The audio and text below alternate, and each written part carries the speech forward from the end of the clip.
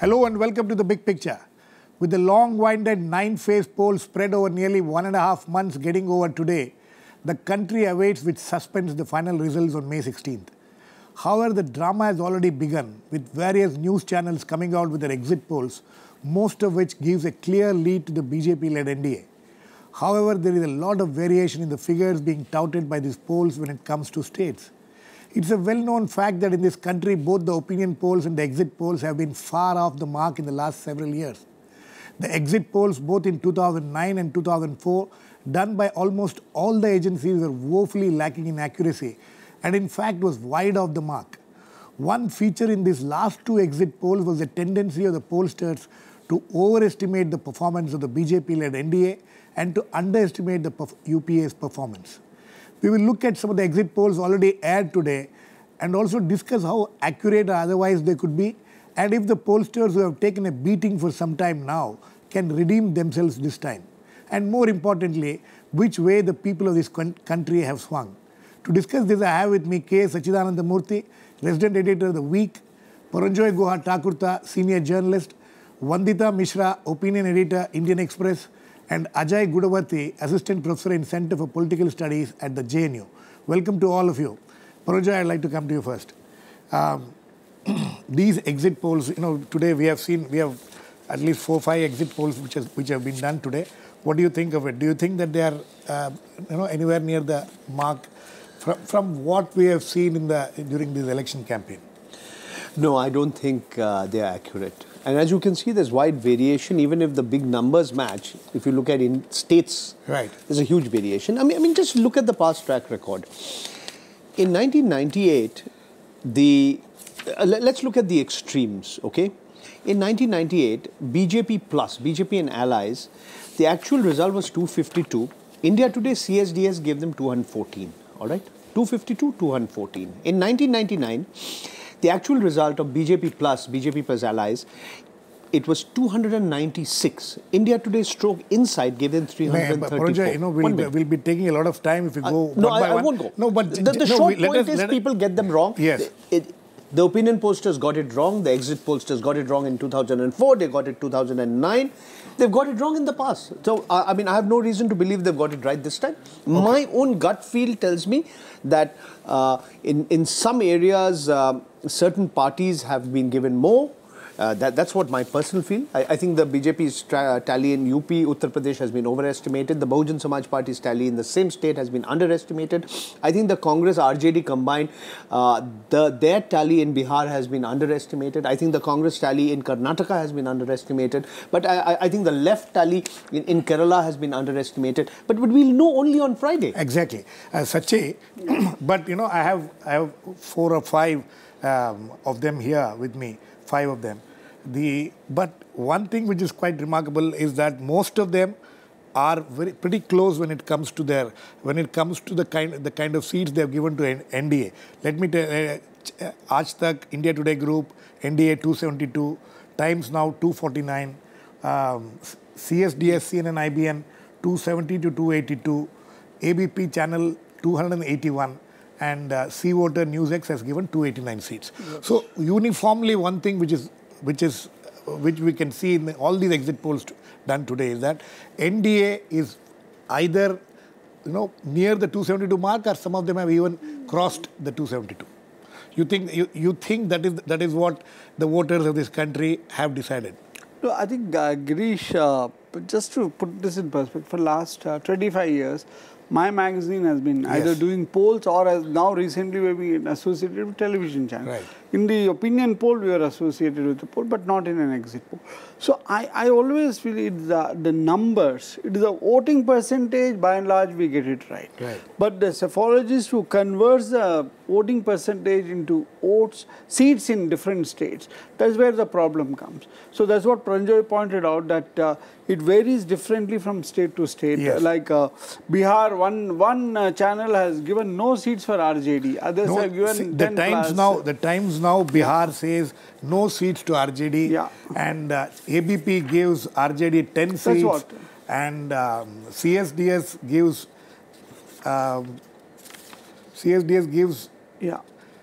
Congress plus RJD 11 to 15 That's seats. what I'm saying. So, even among these, that's four what. pollsters, there's a huge So variation. the calculation of the vote percentage in each state, in each sub-region of a state, is very, it has to be done very precisely, and different yardsticks. Where do you think people go wrong? I think let me ask you this question. Is it our personal predilections or priorities or wishes which comes in the way when you actually converting the percentage into seats? No, the mathematical model they adopt, that is where it's flawed, because if you look at a state like Uttar Pradesh, it is not similar when you travel from Noida to Varanasi. Right. It keeps changing, and where 27-28% is enough for somebody to win a Lok Sabha seat, they may need 35 to 40 in some other places. How does the psephologist go into this different regional nuances and variations, and especially in multi-corner contests? Right. And so that is where, if you look at their this thing in the states where there's a direct contest, it's the first past the post. But then here, even if you get 30%, somebody gets 29, and then what is the distribution? That's Absolutely. what happens. Vandita, in all these polls which have been exit polls which have been done today, as I was saying earlier, the total number are more or less quite close to each other if you see most of the exit polls. But when it comes to individual states, for example, Uttar Pradesh, one of the exit polls, the Times Now poll says BJP is going to get 25% of the votes and they are going to get 52 seats. Is there a problem there?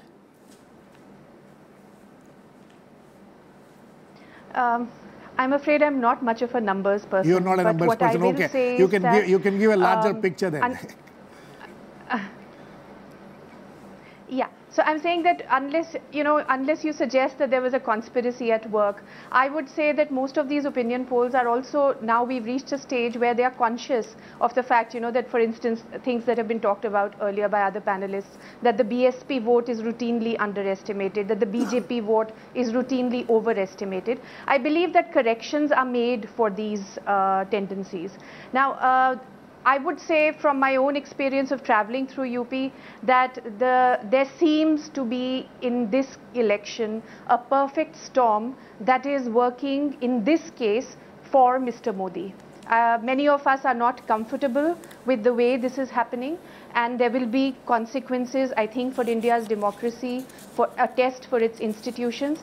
But at the moment, it would seem to me, purely from what I saw in UP, that a combination of factors is coming together, and all in favor of the BJP led by Mr. Modi. In fact, all the opinion polls are indicating that. For instance, one of the opinion polls done by the CNN CSDS gives 45 to 53 seats to BJP in UP, and ABP gives 46 seats, and Times Now gives 52 seats, and Asht India Today gives 48 to 56 seats. So there is a certain amount of uniformity as far as UP is concerned. But the problem is with Bihar, where there is this huge variation between different exit polls. How do we reconcile this? Why do you think these things happen? Devin. Yep. Yeah. In Bihar, if I could say something, Bihar is a peculiar case, where the vote for Nitish will be underestimated in this election, I believe. In the same way that the vote for the BSP is routinely underestimated by opinion polls. And the reason for that is that after he broke away with the BJP and with the NDA, what he has done is he has alienated the most aggressive, but not necessarily the largest section of his vote, of his support. Right. So the more aggressive and more articulate upper castes have been alienated, and his own support is largely silent, largely reluctant to come forward and be aggressive about their support for Nitish. But that does not mean that their vote does not go to him. So there are reasons why a more fragmented, a base that is more fragmented and that is less privileged will not register with the ease that the upper caste support will in these opinion polls. So I do believe that many of these opinion polls are being hasty in writing Nitish off. Okay. Ajay, how do you look at the larger picture? These kind of exit polls and things like that. You also done some surveys in the past and recently also. Where do you think the problem lies? No problem. As Sachi was pointing out about the percentages, they get more or less, accurate as far as percentages are concerned. But when it gets converted into seats, there is a problem there. Yeah, I think the problem lies partly. I think the exit polls also depend on the kind of questions you ask, the surveys, the way you conduct survey. So part of the problem is that you will have to arrive at a national picture, right, while you're doing a survey at a local level or a state level. Right. So in this adding up, you always project certain trends. So this trend, whether it actually exists, is a question. Now, for instance, if you look at the so-called Modi wave, no, it has to happen on what grounds? It has to happen on two agendas that Modi has been fighting on. One on development and governance, the other is obviously the Hindutva agenda. Now, the one question we'll have to raise is that whom does these trends appeal to? Who do they appeal to? Right. So development to some extent appeals at metropolitan level and to youth, and Hindutva obviously is to their own traditional base. But Hindutva, when does Hindutva appeal? Only when there is no caste consolidation. Right. As long as this caste fracture that happens on ground, Hindutva wave never consolidates. So how is caste going to shift? Now, if you look at UP, This is the there's a huge UP caste that is the biggest question. Yeah, I mean, there's a huge caste fracture there.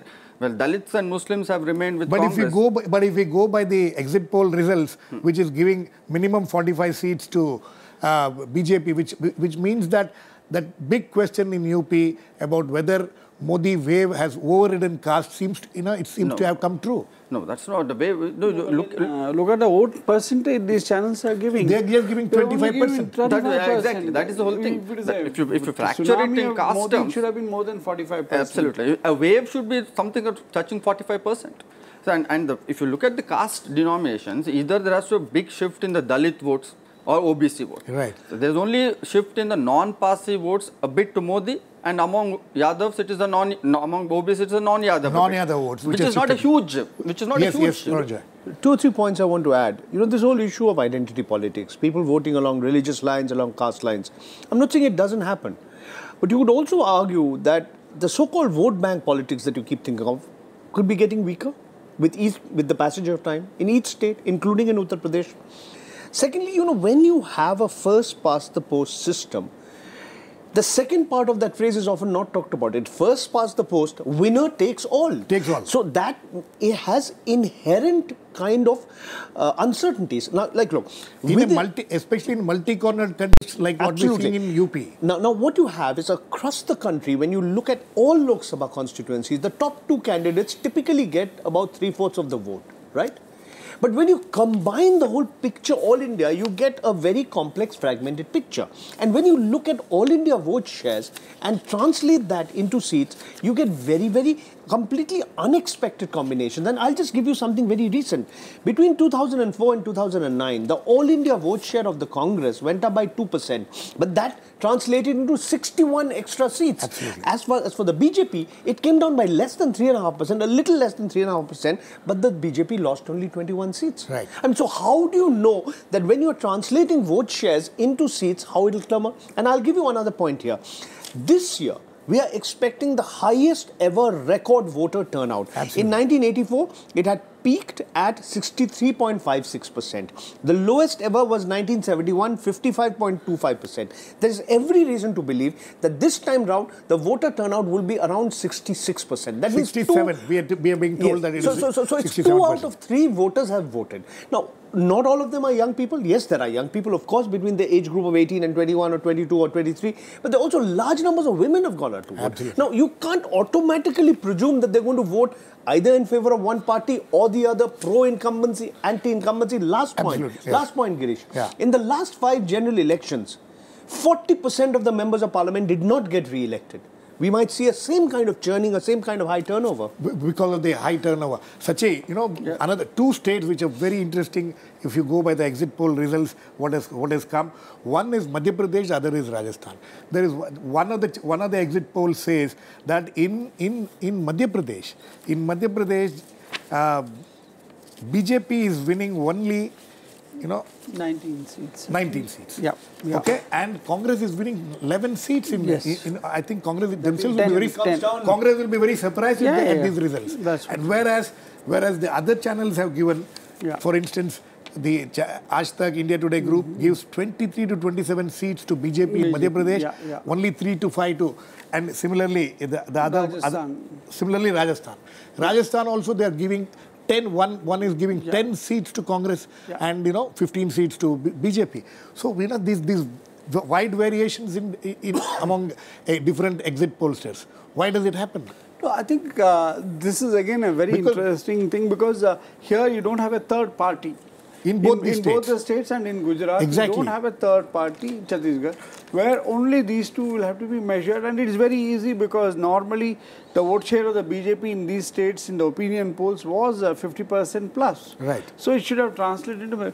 But then what is happening is, I think the psephologists have realized that the groundswell of support for the BJP, which was so strong in the assembly elections in the states, let me just correct myself. Rajasthan, for example, Times now gives 14 seats to Congress. Yes. 14 seats to Congress and only 10 seats to that means BJP. That means the bungling in candidate selection in Rajasthan, which was an issue till it was drowned out by the other issues in the campaign. Whereas, whereas this is the Times Now thing, whereas the CNN IBN thing says BJP will get 22 to 24 seats in Rajasthan and Congress will get 1 to 3 seats. I mean, how does this kind of huge variations happen? So that means the psephologists there some have gone by the regions, sub-regions and all that and then worked out the numbers.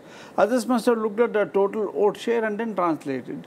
And overall vote share of the BJP is very high in these states. In the states. Overall. But then whether it gets concentrated in a few strongholds of the BJP or whether it is evenly distributed across the different regions of Madhya Pradesh or Rajasthan, that is very important. Absolutely. Vandita, but if we go by the larger figures, if you go by the final figures of the NDA or even BJP, which some of the parties some of the exit polls are giving BJP nearly 232 seats also. So if you go by that, it is a Modi wave which has succeeded. But when you look at these final details, then there is a problem. Don't you think so? No, absolutely, and it will make a huge difference because if there is a Modi wave and if the BJP manages 272 on its own with just the core NDA, it does not have to solicit support from outside allies, that government would be substantively different from a government where the BJP is dependent on covering the distance to 272 with courting allies, and many of these allies might be difficult. The difference will be that Mr. Modi, we know from what he has done so far in Gujarat, has actually does not. From what we know about him, he does not know how to accommodate other views. He has never worked with other parties. He is a strong-willed personality. He does not. He has shown no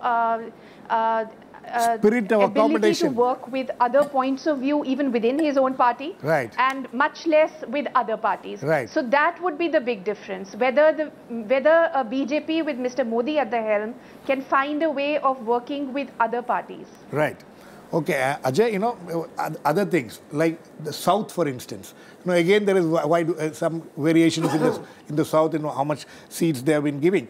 For instance, the India Today poll says that BJP will get only 6 to 10 seats. CNN, IBN, the Times Now poll say that BJP is winning 18 seats. They had 19 seats, that they will win 18 seats. Which is that Andhra? Karnataka. And Andhra is another issue. So, these kind of differences we observe in all these different polls which are happening. So, as far as the South is concerned, you think that the Modi wave has not reached South? No. If we go by the numbers? It's very clear that there's a because, of course, one exit poll says that it is still there as far as Karnataka is concerned. Yeah, maybe Karnataka to some extent. But if you look at Telangana, for instance, we had just had completed municipal elections and Congress has done very well. Yes. And people had all written off. All exit polls universally had written off Congress in Telangana. But it showed that they have won more than TRS. Even here, for Andhra, for Telangana, the number is, the TRS is getting more seats than the Congress. Absolutely. And TRS might not go with whichever, one does not know. Yes. So obviously these factors, how do you count? And if you look, the Paranjoy? regional variations are massive to Paranjoy, Girish, the Indian voter is getting smarter by the day. you think Indian voter... She's not easy to predict. No, is Indian voter getting smarter or are the exit pollsters not getting smarter? Maybe a combination of both. Maybe a combination of both. But the fact is, look, whether people, you know, when you're having, say, simultaneous assembly elections and Lok Sabha elections, are voters going to vote differently? You know, I mean, this is a very important issue. This is a very important issue, not just in Andhra Pradesh. It's also an important issue in many other states, including Orissa. Both these states happen to be assembly elections. But it could be, say, in Bihar. You know, I mean, I've been hearing this saying over and over again. We want Nitish Kumar as our chief minister, but since the JDU doesn't have a hope in hell in Delhi, so we won't vote for JDU. Now, I'm saying, how smart is our voter? The point is, I think us voters are getting smarter and smarter with each passing election, if not each passing month. So I think predicting outcomes has become a bit of a mug's game, because at the end of the day, by Friday, everybody would have forgotten, you know, what had happened. All these numbers. That's right. Yeah. And then some academic will come up, as Praveen Rai did in the Economic and Political Weekly, and make a compilation, and then you realize how wrong people went in 2004, in 2009, and in so many other cases. Sachi, you think that after these elections, if the pollsters have got it right this time, especially the exit pollsters, because, you know, opinion pollsters always can have some excuse or the other because the distance, the gap and all these things. But exit pollsters have no such excuses. And if you think that, you know, if they redeem themselves in this time, fine. Otherwise, do you think that there needs to be some kind of a regulation, because we have been discussing this for a long time? I don't think so, Girish. I know you have been anti-regulation all along. I'm totally against regulation because I think this is like, you know, I'll compare it to cricket. Yes. We keep on losing series, test matches or one day, this thing, but we still keep playing cricket. We can't ban cricket. With the hope of improving our performance, perfecting our technique, get the right. Because basically, because, you know, Girish, it's not that all opinion polls or exit polls have gone wrong. Because some of the polls have been... No. At least the exit polls, you know, I have at least half a dozen of them in 2004 and 2009. None of them have got it right. I'll tell you, in some of the assembly elections, we got them perfectly correct. Uttar Pradesh, we got the SP winning, we got it right. These are aberrations. These are not... Yes, Paranjoy. May I politely disagree with my friend? Let me complete. We are running out of time, Sachi, very quickly. You can't hit my wicket before this. So, this thing is, we just have to... This is still a nascent science. After all, polling in India is, after repeater casta did it, is not even 35 years old. So we need time. The point is, I don't disagree with what he's saying. Opinion polls have got it right. Sometimes they've also got it wrong. I think it's particularly difficult to conduct opinion polls in India, not only because of the way you ask the question, because Indian society itself is so heterogeneous, so complex. Our societies are not homogeneous. Each state, you know, there's so many divisions, even as he was saying, between one state within the UP. And second point, and this is where, you know, recently, as you know, there was a news channel that did a sting operation. And they found on the opinion polls. On the opinion polls, and they found that a whole lot of people were willing to manipulate these results because they were being paid money. Now, I'm not here casting aspersions on each and every opinion pollster, but let's also accept there's a huge amount of corruption in all walks of Indian life, and so that's also true. And what I'm merely arguing, don't control them. Have a set of, have transparency, have greater disclosure. Vandita, very quickly, you think that this is as much a test for the opinion pollsters, exit pollsters, and if they get it wrong this time, they will have to be held responsible and some kind of regulations need to be put in place?